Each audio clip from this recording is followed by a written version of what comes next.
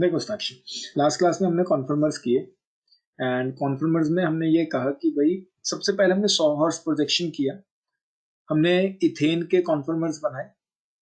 Ethane में क्या था, दो ही कार्बन होते हैं एंड दोनों कार्बन पे तीन तीन हाइड्रोजन होते हैं, दोनों कार्बन पे तीन तीन हाइड्रोजन होते हैं। तो हमने कहा कि किसी एक कार्बन को फिक्स रखना है, जैसे ये फ्रंट वाला कार्बन है, इसको फिक्स रख दिया एंड फिर इस बॉन्ड को रोटेट करना है। जब हम इस बॉन्ड को रोटेट करेंगे तो हमें डिफरेंट अरेंजमेंट्स मिलेंगे। उन डिफरेंट अरेंजमेंट्स को हमने नाम दिया conformers and the isomerism is known as conformational isomerism. तो हमने जब कहा कि ये बॉन्ड को जब हम रोटेट करेंगे तो ये जो कार्बन है रोटेट होगा, तो हम रोटेशन करेंगे बाय 60 डिग्री। जब 60 डिग्री का रोटेशन करेंगे तो ये बॉन्ड यहाँ बीच में आ जाएगा इस तरीके से। सिमिलरली ये वाला जो बॉन्ड है ये ऐसे आ जाएगा, तो मतलब एक उल्टे वाई का सीधा वाई बनता है on angle on a rotation of angle 60 degree. पहले उल्टा वाई, सीधा वाई, फिर उल्टा वाई, फिर सीधा वाई, ऐसे चलता जाएगा। और जब तक हाइड्रोजन अपनी ओरिजिनल पोजीशन पे वापस ना आ जाए तब तक हमें ये रोटेशन करनी होती है। कोई डाउट इसमें? No sir. साक्षी, क्या मुझे बता सकती हो कि हमारे पास दो तरीके के स्ट्रक्चर्स मिल रहे हैं। एक तो ये है कि जिसमें पहले वाला कार्बन भी उल्टा वाई है और पीछे वाला कार्बन भी उल्टा वाई है। दूसरा, फ्रंट में उल्टा है और बैक में सीधा वाई है। दोनों में से कौन सा ज्यादा स्टेबल है, कौन सा कम स्टेबल है?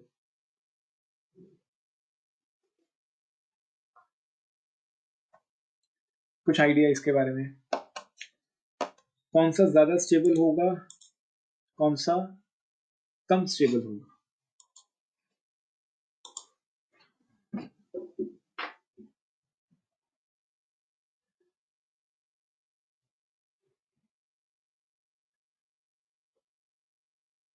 नहीं?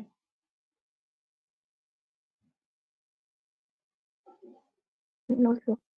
चलो देखो, इसमें क्या है, हाइड्रोजन के पीछे ही एकदम हाइड्रोजन पड़ा है। एकदम हाइड्रोजन के पीछे क्या पड़ा होगा, हाइड्रोजन। तो दोनों में रिपल्शंस थोड़ी सी ज्यादा होंगी क्योंकि दोनों एक दूसरे के एकदम आमने सामने हैं। ठीक है, लेकिन इस वाले में क्या है, हाइड्रोजन ऐसे पड़ा है इस पे, जबकि यहाँ पे कोई ग्रुप नहीं है। ये वाला हाइड्रोजन थोड़ा साइड में है, तो दोनों के बीच में रिपल्शंस थोड़ी सी कम होंगी।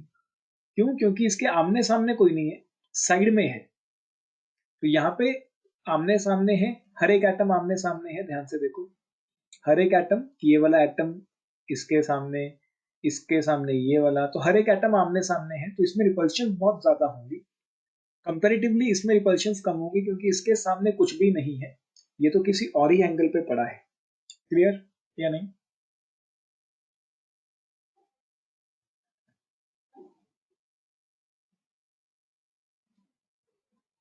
क्लियर साक्षी?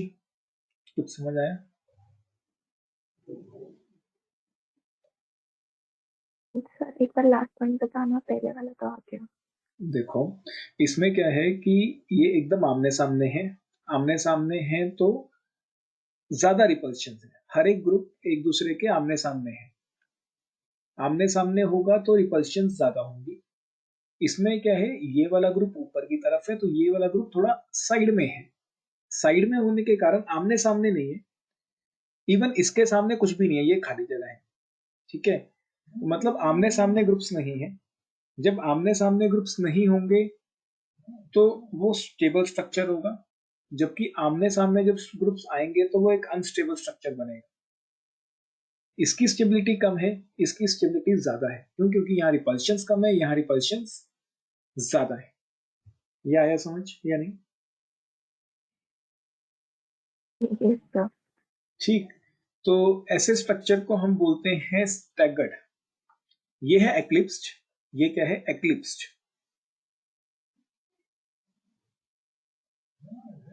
ये स्ट्रक्चर क्या है, एक्लिप्स। एक्लिप्स में क्या होता है, देखो, एक चीज दूसरी चीज को ढक लेती है। जैसे सूर्य ग्रहण लगता है तो सूरज को चांद ढक लेता है, तो इस एटम को इस एटम ने कंप्लीटली ढक लिया है। ये तो हमने थोड़ा एंगल पे शो किया है इसलिए हमें दिख रहे हैं, असली में क्या है, एकदम इसके पीछे है ये। ये वाला जो एटम है उसको इसने इस वाले एटम ने कंप्लीटली कवर कर रखा है। सिमिलरली इसको इस वाले ने कंप्लीटली कवर कर रखा है। सिमिलरली इसको इस वाले ने कंप्लीटली कवर कर रखा है। तो ये एक्लिप्स स्ट्रक्चर है। एक्लिप्स स्ट्रक्चर में कम स्टेबिलिटी होती है। क्लियर या नहीं?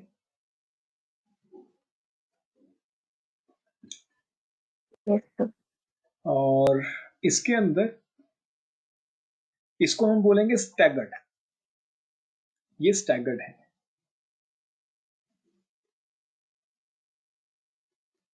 इसको हम बोलेंगे स्टैगर्ड, कंपैरेटिवली मोर स्टेबल।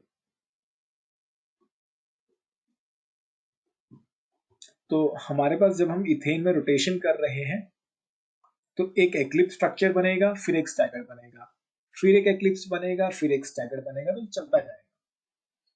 उसमें ऐड कर लो ये चीज, जो कल स्ट्रक्चर्स बनाए थे उसी में ऐड कर लो नीचे। दोबारा बनाने की ऐसा जरूरत नहीं है।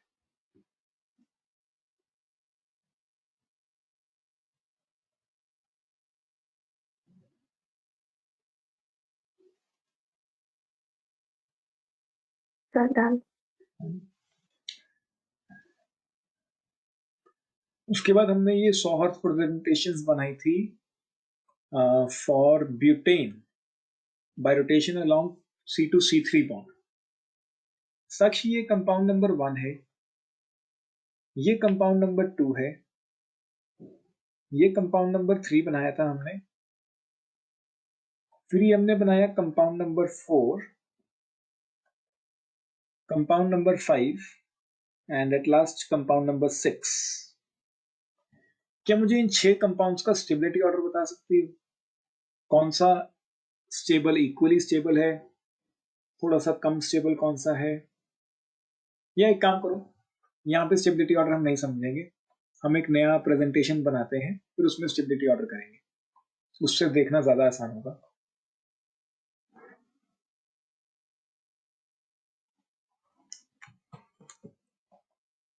एक नई पेज से नया हेडिंग डालो, न्यूमैन प्रोजेक्शंस। हेडिंग डालो न्यूमैन प्रोजेक्शंस। अभी हमने 100 हॉर्स किया था, अब हम करेंगे न्यूमैन।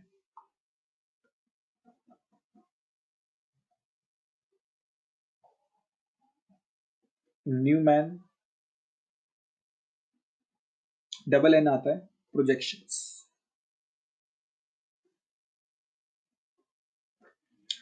देखो न्यूमैन प्रोजेक्शन के अंदर ना हम कुछ इस तरीके से शो करते हैं, एक डॉट और फिर एक सर्कल। जो डॉट होती है ये रिप्रेजेंट करती है फ्रंट कार्बन को। किसको रिप्रेजेंट कर रही है? फ्रंट कार्बन को। और जो सर्कल है वो क्या रिप्रेजेंट कर रहा है? बैक कार्बन को।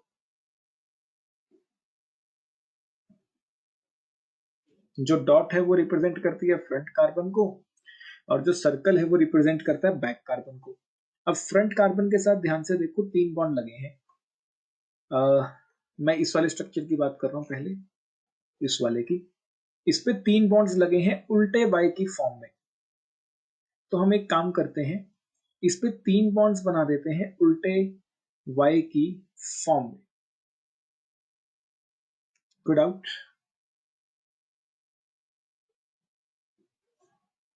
No sir. अब जो इसके पीछे कार्बन है साक्षी, असली में बॉन्ड एकदम इसके पीछे है। असली में क्या है कि ये वाला बॉन्ड और ये वाला बॉन्ड एकदम आमने सामने है। लेकिन अगर हमने आमने मतलब एकदम से पीछे बनाया फिर तो हम दिखाई नहीं पाएंगे ना, हम थोड़ा सा साइड में बना देते हैं इसको ऐसे। हम अपनी कन्वीनियंस के लिए इसको थोड़ा सा साइड में शो करते हैं इस तरीके से। तो ये है बॉन्ड्स ऑफ बैक कार्बन। कुछ इस तरीके से हम थोड़ा सा साइड में शो कर दिया करेंगे, इस तरीके से बॉन्ड्स ऑफ बैक कार्बन। लेकिन ये हमें पता है कि ये एक दूसरे के एकदम आगे पीछे हैं। क्लियर या नहीं?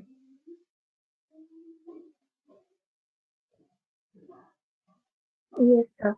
अब फ्रंट कार्बन पे क्या क्या लगा था देखो, तीनों हाइड्रोजन, फ्रंट कार्बन पे तीनों के तीनों हाइड्रोजन लगे थे एंड बैक कार्बन पे भी तीनों के तीनों क्या लगे थे, हाइड्रोजन्स लगे थे। एक चीज और साक्षी जो ध्यान देनी है, अगर तुमने ये जो रेड वाला बॉन्ड है ये फ्रंट कार्बन का बॉन्ड है, बैक कार्बन का बॉन्ड इसके आगे बनाया है, दोनों पॉसिबिलिटीज है, तुम आगे की तरफ भी बना सकती हो थोड़ा पीछे की तरफ भी बना सकती हो, लेकिन अगर एक बार आगे की तरफ बनाया है तो हर एक में आगे की तरफ बनेगा। ऐसा ना हो कि इसमें आगे की तरफ बना दिया फिर इसमें पीछे की तरफ बना दिया, वो गलत हो जाएगा। या तो सब में आगे की तरफ चलो या फिर सब में पीछे की तरफ। समझ आया?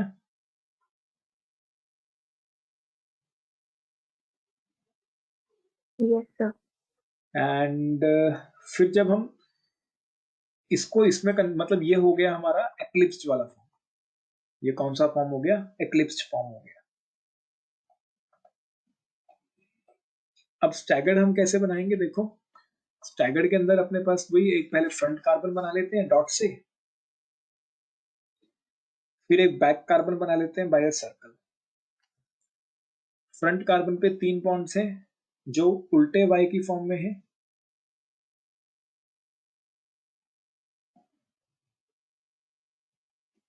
और बैक कार्बन पे भी 3 बॉन्ड हैं जो सीधे वाई की फॉर्म में है, यहां इस तरीके से 60 डिग्री के एंगल।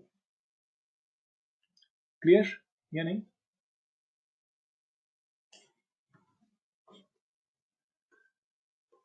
Yes sir. बस ये एक चीज और ध्यान रखना, शायद तुम ये गलती कर रही हो, वो तो पता चलेगा बाद में जब मैं अब देखूंगा चेक करूंगा। कई बच्चे ये वाले बॉन्ड भी अंदर तक ले जाते हैं। जो पीछे वाले कार्बन के बॉन्ड है वो सर्कल से शुरू हो रहे हैं, फ्रंट वाले कार्बन के बॉन्ड है वो डॉट से शुरू हो रहे हैं। कई बच्चे ऐसे करते हैं डॉट से ही 6 के 6 बॉन्ड जोड़ देते हैं, तो वो थोड़ा ध्यान रखें। छोटी छोटी गलतियां जो ध्यान में देनी है। तो ये बन जाएगा हमारा स्टैगर्ड जो स्टेबल है। देखो इससे क्लियरली दिख भी रहा है थोड़ा कि ये ज्यादा स्टेबल है। ज्यादा स्टेबल क्यों है? क्योंकि इनके बीच में स्पेस है, 2 हाइड्रोजन्स के बीच में क्या है, काफी अच्छी खासी स्पेस है। ये अनस्टेबल क्यों है? क्योंकि इसमें 2 हाइड्रोजन्स के बीच में स्पेस नहीं है, रिपल्शन है काफी। क्लियर? नोट करो इसे। तो ऐसी प्रोजेक्शंस को हम बोलते हैं न्यूमैन प्रोजेक्शंस, और ज्यादातर हम न्यूमैन ही बनाते हैं। वो तो स्टैगर्ड बस एक इनिशियल स्टेज समझने के लिए था कि हो क्या रहा है।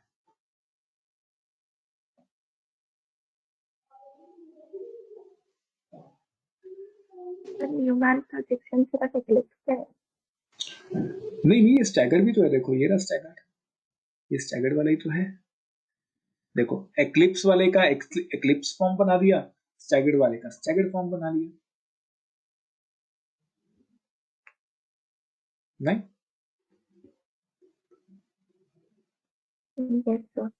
अब एक काम करो साक्षी, फटाफट ब्यूटा जो हमने ये बनाया था ना ब्यूटेन C2C3 बॉन्ड, इन सब के मतलब तुम ये मत देखो, चलो मैं इसको तुम्हें सिखाता हूं कि कैसे करना है। हम एक काम करते हैं, क्वेश्चन लिखो, ड्रॉ न्यूमैन प्रोजेक्शंस। जब तक क्वेश्चन में मेंशन ना हो कोशिश करो कि न्यूमैन प्रोजेक्शन ही बनाओ। 2 रीजन है, एक तो आसान है, ऊपर से ज्यादा हेल्पफुल है। Draw Newman projection for conformers of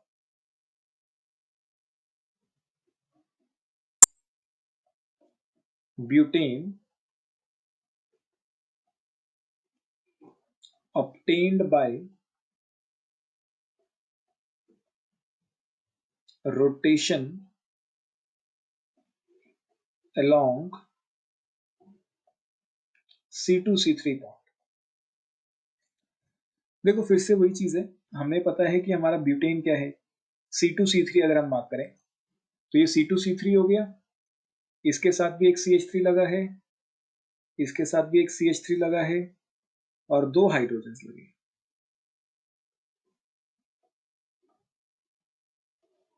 तो हम लोग देखो क्या करना है, फर्स्ट वाले में तो कोई दिक्कत नहीं है, जैसे मर्जी एटम्स अरेंज कर लो, वो तुम्हारी इच्छा है। फर्स्ट वाले में कोई दिक्कत नहीं है। मैं मानता हूं कि मैं फर्स्ट वाले को स्टैगर्ड बना लेता हूं। एज्यूमिंग कि मैं फर्स्ट वाले को स्टैगर्ड बनाना चाहता हूँ, स्टेबल स्ट्रक्चर से शुरुआत करते हैं।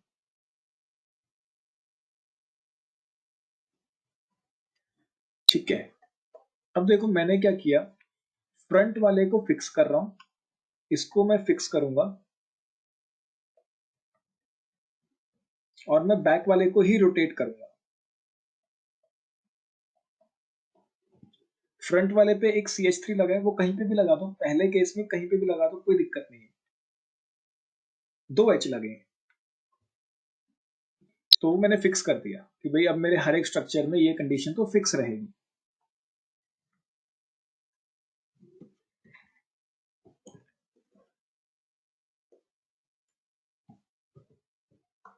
Just a minute.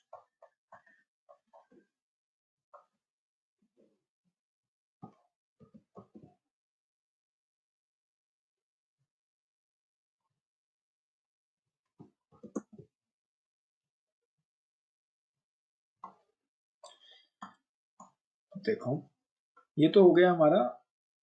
अब मैं पीछे वाले कार्बन पे भी फिक्स कर देता हूँ। पीछे वाले कार्बन पे एक CH3 लगाना है, वो कहीं पे भी लगा दो। मैं CH3 को यहाँ लगा देता हूँ और बाकी 2 H को यहाँ लगा देता हूँ, तुम कहीं पे भी लगा सकते हो। अब हम क्या कर रहे हैं, हम बैक वाले कार्बन को रोटेट कर रहे हैं by an angle of 60 degree. जब हम बैक वाले कार्बन को रोटेट करेंगे Sakshi by an angle of 60 degree, तो ध्यान से देखो क्या होगा। फ्रंट कार्बन तो वैसा का वैसा ही रहेगा, फ्रंट पे कोई चेंज नहीं आएगा, लेकिन अब जो बैक वाला कार्बन है, अभी वो सीधा वाई था तो अब कैसा बन जाएगा, उल्टा वाई। बेसिकली ये CH3 हाइड्रोजन के पीछे चला जाएगा, ये हाइड्रोजन इस CH3 के पीछे चला जाएगा, ये हाइड्रोजन इस हाइड्रोजन के पीछे चला जाएगा।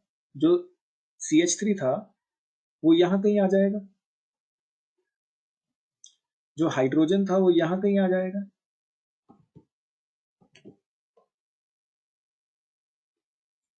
और यहां वाला हाइड्रोजन यहां कहीं आ जाएगा। कोई डाउट? No sir. ठीक, फिर दोबारा से हम 60 डिग्री से रोटेट कर रहे हैं। ये स्ट्रक्चर नंबर 1 है, दिस इज स्ट्रक्चर नंबर 2। अब जब दोबारा से रोटेट करूंगा तो ध्यान से देखो, ये जो CH3 है ये आगे की तरफ मूव कर जाएगा, तो मतलब ये CH3 यहां आ जाएगा और H यहां रहेंगे। अब फिर से जब मैं 60 डिग्री से रोटेट करूंगा तो क्या होगा, फिर से ये एक्लिप्स फॉर्म में आ जाएगा।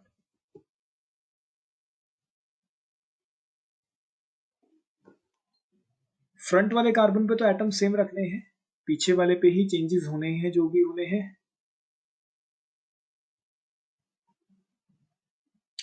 तो देखो अब ये जो CH3 था ये एकदम इस CH3 के पीछे आ जाएगा,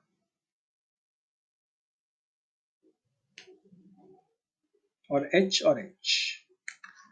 क्लियर।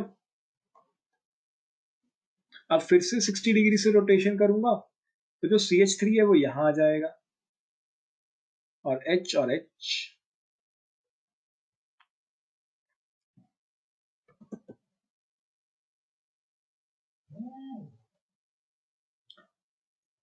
अब उसके बाद जब मैं अगेन 60 डिग्री से इसको रोटेट करूंगा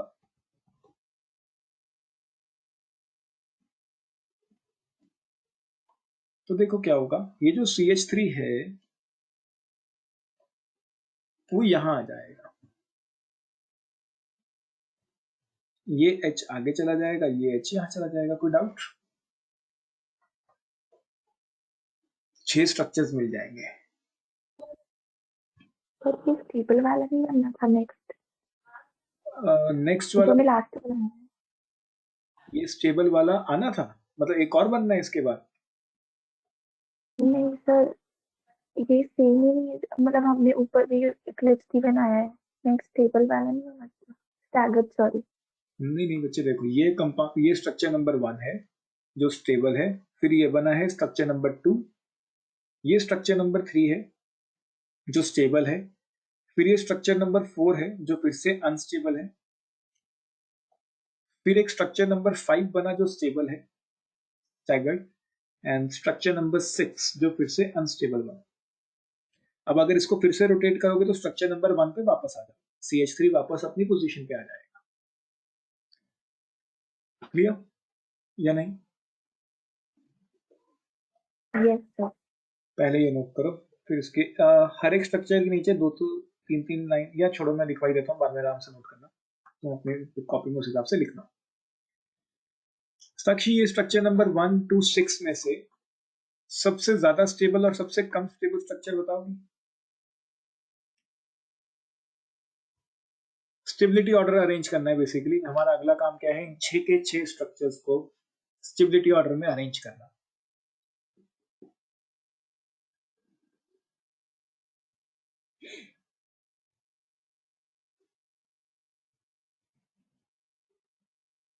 दो मिनट लो, आराम से सोचो। 6 के 6 स्ट्रक्चर्स को एनालाइज करना है on the basis of repulsion. जिसमें रिपल्शन ज्यादा होंगी वो उतना ही अनस्टेबल होगा, जिसमें तुम रिपल्शन को मिनिमाइज कर दोगी वो उतना ही स्टेबल हो जाएगा।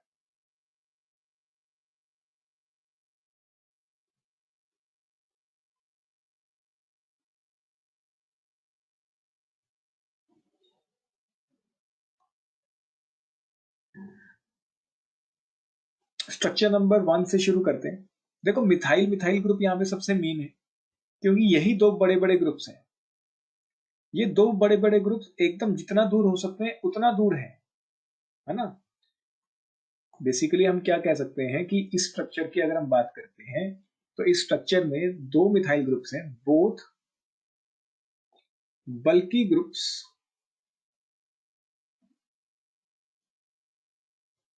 बल्कि ग्रुप्स हम कौन से बात कर रहे हैं? CH3 are far away.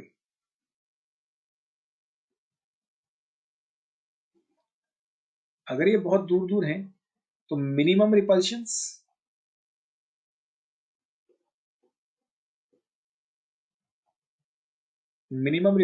तो मतलब मैक्सिमम स्टेबिलिटी।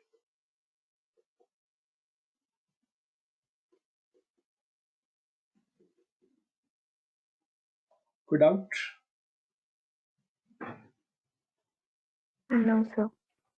और इसमें एक्लिप्स तो है, ग्रहण तो लगा है, लेकिन पूरी तरह से एक्लिप्स नहीं है, क्योंकि हाइड्रोजन CH3 को पूरी तरह से कवर नहीं कर पाएगा। सिमिलरली CH3 हाइड्रोजन को पूरी तरह से कवर नहीं कर पाएगा, तो एक्लिप्स है, कंप्लीटली एक्लिप्स नहीं है। अनस्टेबल है, बहुत ज्यादा अनस्टेबल नहीं होगा, क्योंकि अभी भी मिथाइल मिथाइल दूर है। अनस्टेबल है, नो डाउट अनस्टेबल है, लेकिन बहुत ज्यादा अनस्टेबल नहीं होगा। फिर इस पे आ जाओ, स्टेबल है क्योंकि दूर दूर है ग्रुप्स। बहुत ज्यादा स्टेबल नहीं होगा क्योंकि मिथाइल मिथाइल काफी पास है। क्लियर या नहीं? Yes sir. इसको सर क्या आप ऑर्डर में बता रहे हो? नहीं, अभी तो हम वैसे अरेंज कर रहे हैं, अभी देख रहे हैं कि क्या क्या है, फिर एक ऑर्डर अरेंज करेंगे। अभी तो जो जो पॉइंट साथ साथ हम देख सकते हैं वो देख रहे हैं। इसके अंदर क्या है?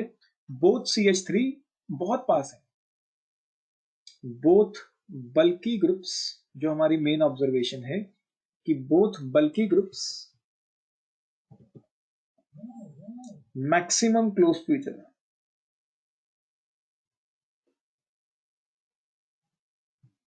या वेरी क्लोज।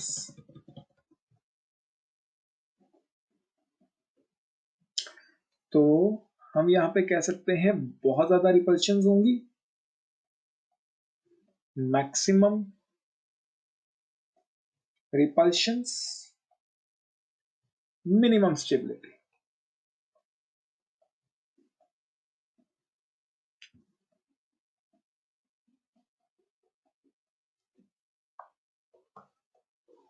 ठीक, अगर हम इसमें देखें ये काफी स्टेबल है, लेकिन बहुत ज्यादा स्टेबल नहीं है आगे, क्योंकि मिथाइल मिथाइल काफी पास है। ये एक्लिप्स तो है फिर से, लेकिन पूरी तरह से एक्लिप्स नहीं है। साक्षी, ये इस पॉइंट से एग्री करती हो कि structure number 1, 3 and 5 will be more stable than 2, 4 and 6?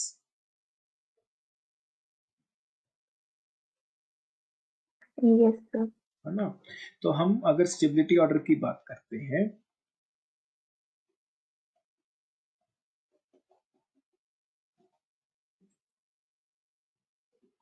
हमें इतना तो क्लियर हो रहा है कि structure number 1, 3 and 5 will be more stable than 2, 4 and 6।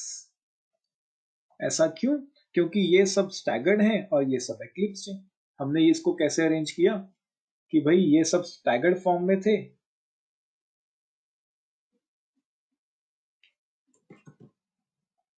और ये सब एक्लिप्स फॉर्म में है।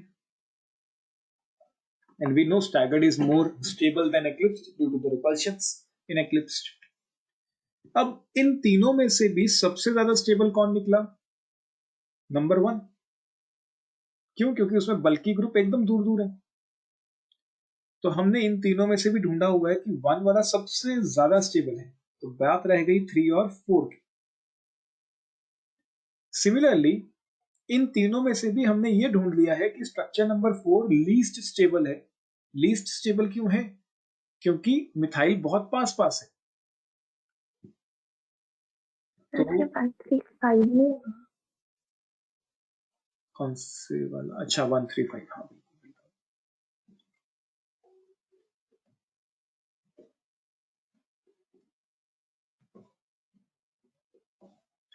तो ये भी हमने ढूंढ लिया है कि स्ट्रक्चर नंबर कौन सा था वो?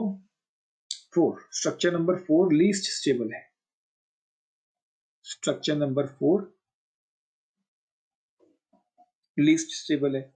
अब बात रह गई 3, 5, 2, 6 की। 3 और 5 में से कौन सा ज्यादा स्टेबल है साक्षी?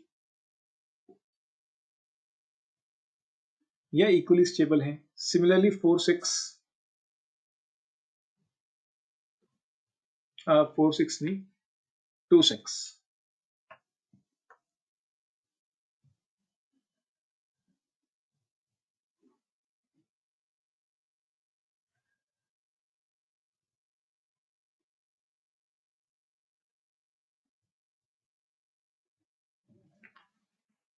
क्या लगता है? 6 और 2 अनस्टेबल है। हमने किसके बीच कंपेयर करना है? देखो 3 और 5 के बीच कंपैरिजन करना है और 2 और 6 के बीच अलग से करना है। हमें ये पता है कि 3 और 5 are more stable than 2 and 6, लेकिन 3 और 5 में से कौन सा स्टेबल है? पहले ये बताओ 3, 5 में से कौन सा स्टेबल है ज्यादा?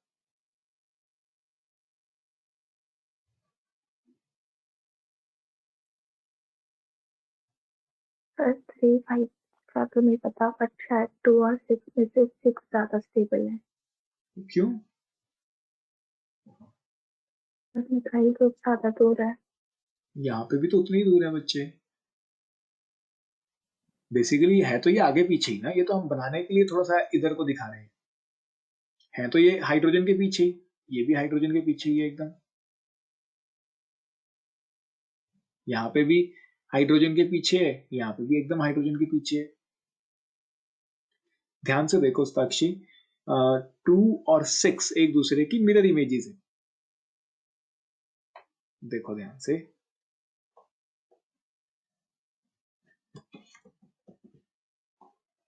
2 और 6 एक दूसरे की मिरर इमेजेस है या नहीं?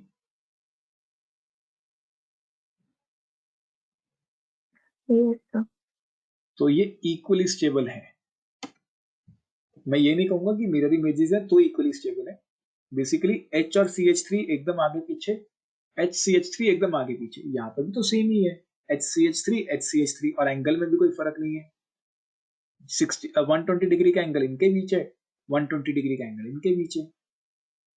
तो 2 और 6 इक्वली स्टेबल है। ये समझ आया या नहीं?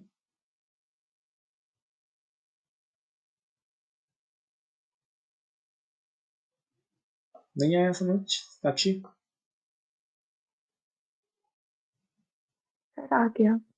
3 और 5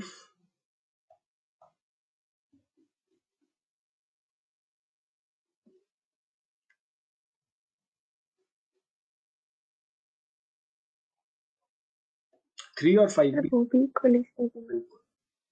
तो हमारा फाइनल ऑर्डर क्या बनेगा? स्ट्रक्चर नंबर 1 सबसे ज्यादा स्टेबल है, 3 इक्विवेलेंट टू 5, फिर 2 इक्विवेलेंट टू 6। जो हमने ये स्ट्रक्चर्स बनाए हैं ये उस हिसाब से ऑर्डर है। हो सकता है कि नंबरिंग आगे पीछे हो जाती, मतलब स्ट्रक्चर नंबर 1 2 3 4 ये तुम्हारे और मेरे केस में सेम हो भी सकते हैं, नहीं भी हो सकते। अगर तुम अपने आप बनाती तो हो सकता है स्ट्रक्चर नंबर 1 किसी और को लेती, ठीक है ना। हमने तो स्ट्रक्चर नंबर 1 एक अजम्पशन ली है कि ये ऐसे है। हम स्ट्रक्चर नंबर 1 कुछ भी बना सकते थे ना, CH3 को कहीं पे भी लगा सकते थे पहली बार, तो फिर उसके हिसाब से रोटेट होते रहते। अब जो सबसे ज्यादा स्टेबल स्ट्रक्चर है उसको हम एक नया नाम देंगे एंटी। इसको हमने क्या नाम दे दिया है अब? एंटी। इसको अब से हम बोलेंगे एंटी, ANTI।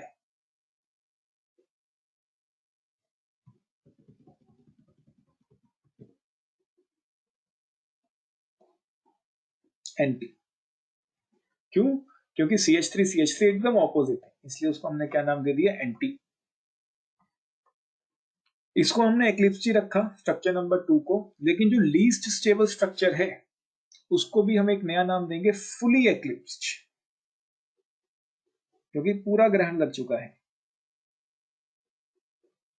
इसको भी हमने नया नाम दे दिया फुली एक्लिप्स्ड। सिमिलरली जो हमारे स्टैगर्ड वाले थे, या तो इसको स्टैगर्ड बोल सकते हैं, कोई दिक्कत नहीं है, या फिर इसको अब हम एक नया नाम देंगे गॉश या गाउचे या स्क्यू। 3 नाम हो गए अब इसके, स्टैगर्ड, गाउचे या गॉश या skew. Same is the case with this, staggered, gauche या स्क्यू। तो बेसिकली एंटी की स्टेबिलिटी सबसे ज्यादा है, फॉलोड बाय गॉश या skew, followed by eclipsed, and least stable is fully eclipsed.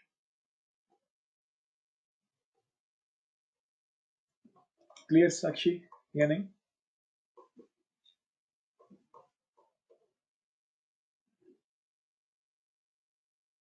Yes, sir.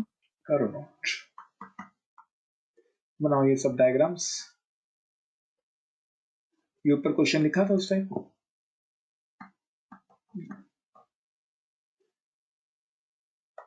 Sir मैंने क्वेश्चन लिख दिया सर, मैं मेरे पास में बनाऊंगी।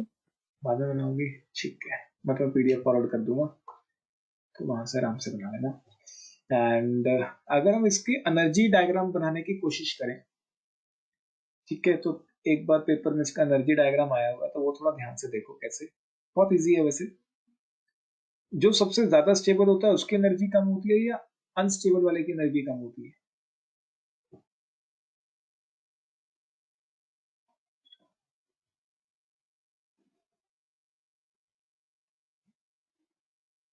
स्टेबल।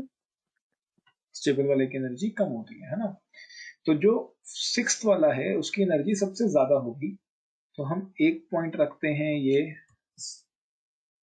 एंड एक पॉइंट हम रखते हैं सबसे कम एनर्जी वाला।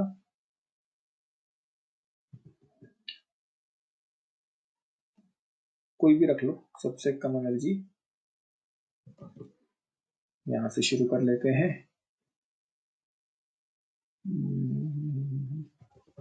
या छोड़ो, मैं इसको कॉपी करता हूँ वहां से, बहुत टाइम लगेगा।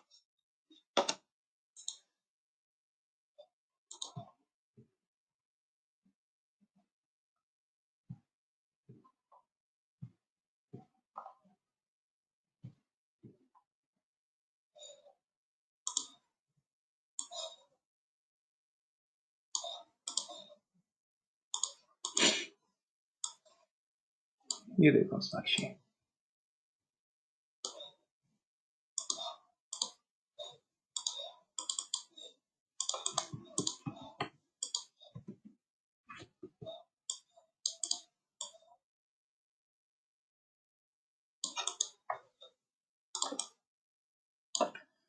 फुली एक्लिप्स की एनर्जी सबसे ज्यादा है, सबसे ज्यादा अनस्टेबल। एक्लिप्स वालों की एनर्जी बराबर है, स्क्यू की एनर्जी भी बराबर है और कम है। एंटी की एनर्जी सबसे कम है। क्लियर या नहीं?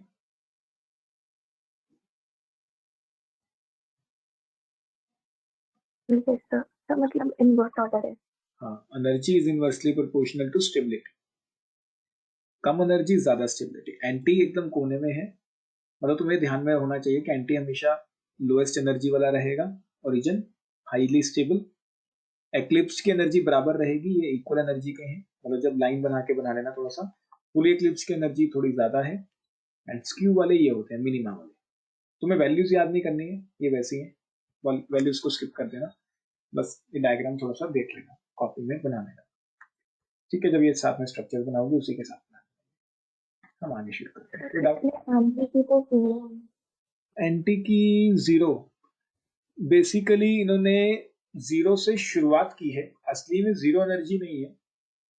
ये कह रहे हैं कि अगर एंटी की सबसे कम है उसके हिसाब से बाकियों की एनर्जी बनाई गई है, असली में 0 एनर्जी नहीं होती है। वो एक फ्रेम ऑफ रेफरेंस पॉइंट ले लिया है कि एंटी के हिसाब से बाकी की एनर्जीज फ्रेम आउट की गई। जो वैल्यूज दी हैं वो एंटी के हिसाब से दी हैं कि एंटी और एक्लिप्स की एनर्जी कंपेयर करें तो 16 किलो जूल्स का फर्क आता है।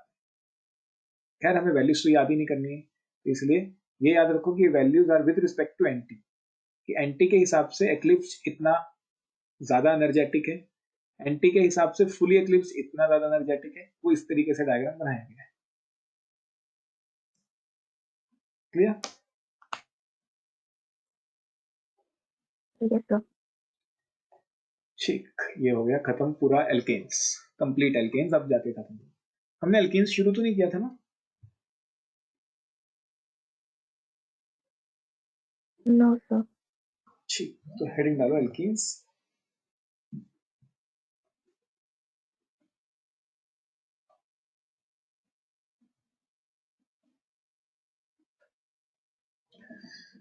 एल्कीन्स क्या है बेसिकली, अगर हम देखें, these are unsaturated hydrocarbons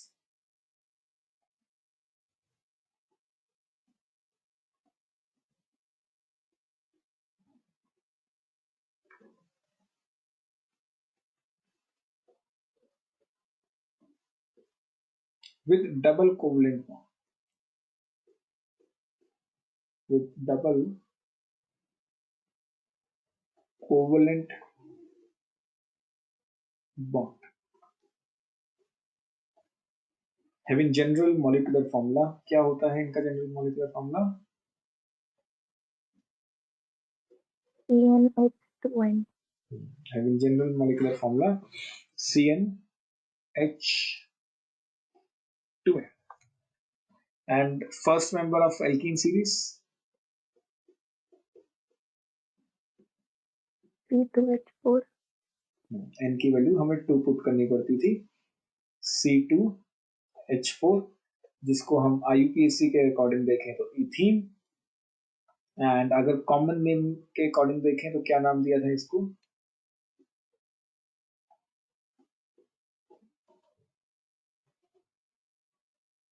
ethylene. Ethylene, बहुत बच्चे कंफ्यूज हो जाते हैं कि इथाइलिन आ रहा है, अल्काइन होगा।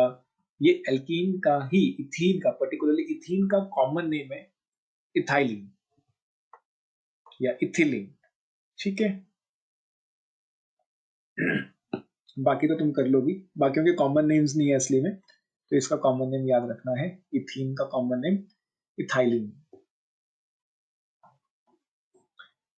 ठीक, उसके बाद मेथड ऑफ प्रिपरेशन से शुरू करते हैं। Methods of preparation of alkenes.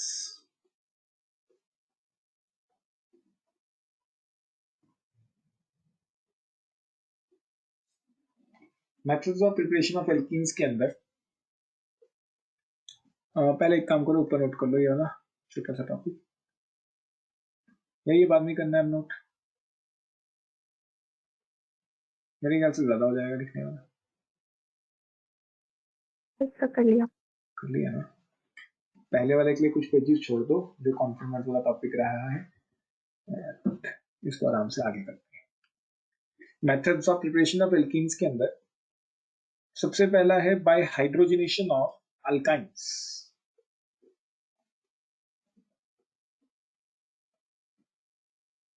Bye hydrogenation of alkynes. Sakshi, अगर हम एक अल्काइन लेते हैं इथाइन,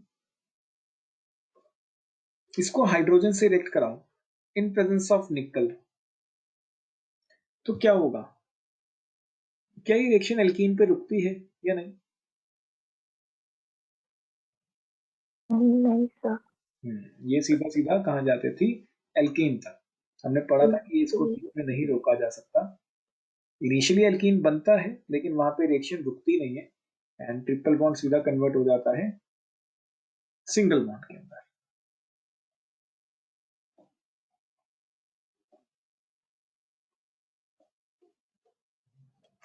ठीक है। अब मान लो मुझे इसी रिएक्शन को बीच में रोकना है, तो क्या कोई तरीका है?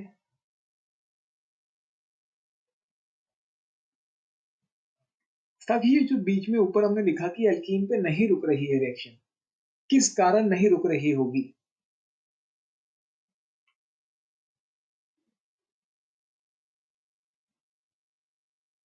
क्या लगता है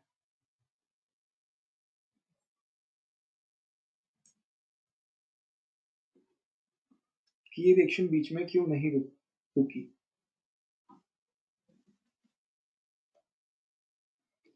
बेसिकली रीजन क्या है कि हमारा जो कैटलिस्ट है वो बहुत ज्यादा एक्टिव है। इतना एक्टिव है कि वो एल्कीन को भी एल्केन में कन्वर्ट करके ही मतलब रिएक्शन को बंद करता है।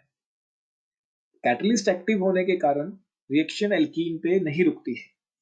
ठीक है। तो अगर हम कैटलिस्ट की एक्टिविटी कम कर दें किसी तरीके से, तो रिएक्शन को एल्कीन स्टेज पे रोका जा सकता है। तो यहां पे हम क्या लिख सकते हैं? Since catalyst used in this reaction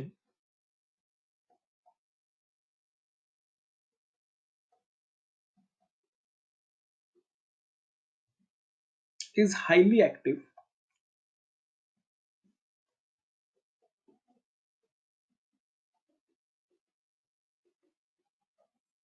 hence reaction cannot be stopped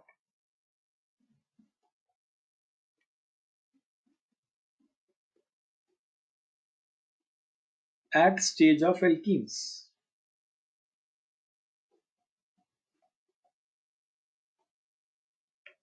ठीक है, रिएक्शन को एल्कीन्स की स्टेज पे नहीं रोका जा सकता क्योंकि जो हम कैटलिस्ट यूज कर रहे हैं वो बहुत ज्यादा एक्टिव है। In order to stop the reaction at alkenes, अगर हमें रोकना ही है, in order to stop the reaction at stage of alkenes,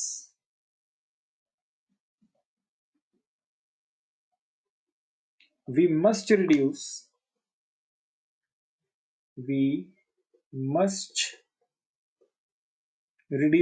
the activity of catalyst.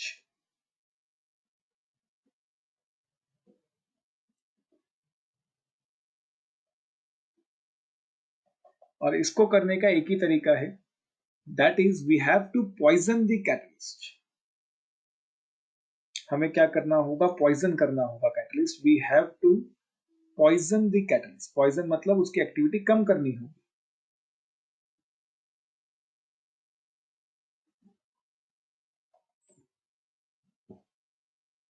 कोई डाउट?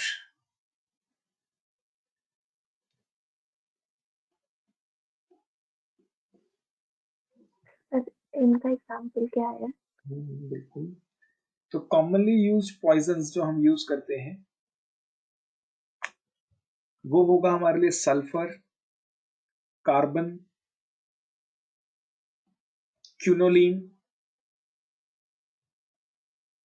Barium sulphate. ये कुछ पॉइजन की तरह काम करते हैं कैटलिस्ट के लिए। अगर तुम अपने कैटलिस्ट के साथ सल्फर डाल दो, कार्बन डाल दो, क्विनोलिन डाल दो, ये ऑर्गेनिक कंपाउंड है, या बेरियम सल्फेट डाल दो, तो हमारा कैटलिस्ट क्या हो जाता है? पॉइजन हो जाता है। कहने का मतलब क्या है, मान लो अपने पास एक अल्काइन था, अगर हम उसको रिएक्ट करा रहे थे with hydrogen in presence of palladium, ठीक है, तो हमारी जो रिएक्शन थी वो रुक रही थी सीधा सीधा एल्कीन पे जाके, क्योंकि एक्टिव कैटलिस्ट यूज किया हुआ था। लेकिन यहीं पे अगर मैं इसी अल्काइन की रिएक्शन करवा देता हूं विद पैलेडियम, हाइड्रोजन से तो कराया, लेकिन पैलेडियम के साथ डाल दिया बेरियम सल्फेट। अगर तुम्हें कभी भी पैलेडियम के साथ देखने को मिल जाए बेरियम सल्फेट, कैटलिस्ट को बेरियम सल्फेट ने क्या किया हुआ है? पॉइजन किया हुआ है। पॉइजन किया हुआ है मतलब उसकी एक्टिविटी को कम कर रखा है, तो अब रिएक्शन एल्कीन पे रुक जाएगी। और पर्टिकुलरली जब हम पैलेडियम और बेरियम सल्फेट यूज करते हैं, पैलेडियम और सिर्फ बेरियम सल्फेट, निकल बेरियम सल्फेट नहीं, पर्टिकुलरली पैलेडियम, सिर्फ और सिर्फ पैलेडियम जब हम यूज करते हैं अलॉन्ग विद बेरियम सल्फेट की जगह तुम यहाँ पे सल्फर यूज कर सकते हो एंड क्विनोलिन यूज कर सकते हो, तब हम इसको बोलते हैं लिंडलर्स कैटलिस्ट। क्या बोलते हैं? Lindlar's, LINDLARD, Lindlar's catalyst. Clear या नहीं?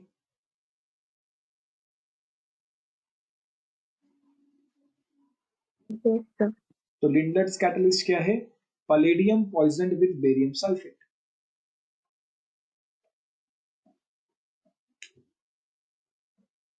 पॉइजन्ड विद बेरियम सल्फेट किस काम आता है? एक अल्काइन को एल्कीन में कन्वर्ट करने में काम आता है। एंड लिंडलर्स कैटलिस्ट पर्टिकुलरली एक अल्काइन को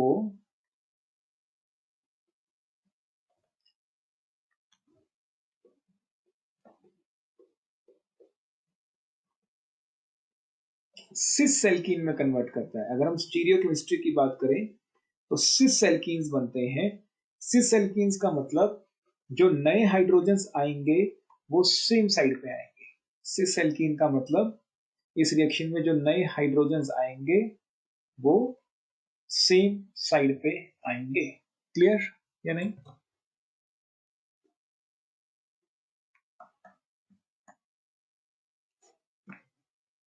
सर ये सिल्की वाला बताना। अगर हम एक अल्काइन को लिंडलर्स कैटलिस्ट के साथ रिएक्ट कराते हैं, हाइड्रोजनेशन कराते हैं in presence of Lindlar's catalyst, hydrogen तो होना ही चाहिए along with Lindlar's catalyst, alkene पे तो रिएक्शन रुकेगी ही रुकेगी, लेकिन एल्कीन में भी कैसा एल्कीन मिलता है? सिस एल्कीन, सिस ट्रांस वाला, आइसोमर वाला। सिस एल्कीन मतलब जो नए हाइड्रोजन्स हैं, जो सेम ग्रुप है, वो सेम साइड पे आएगा। क्लियर या नहीं?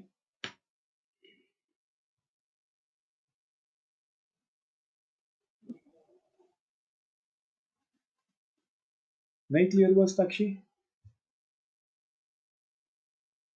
Sir clear. करो।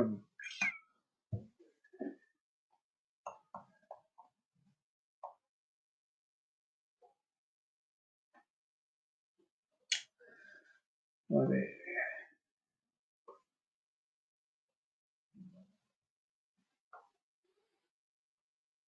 साक्षी, मैं ना वेबिनार क्लोज करके दोबारा से स्टार्ट करता हूँ, तुम इस पे बने रहना।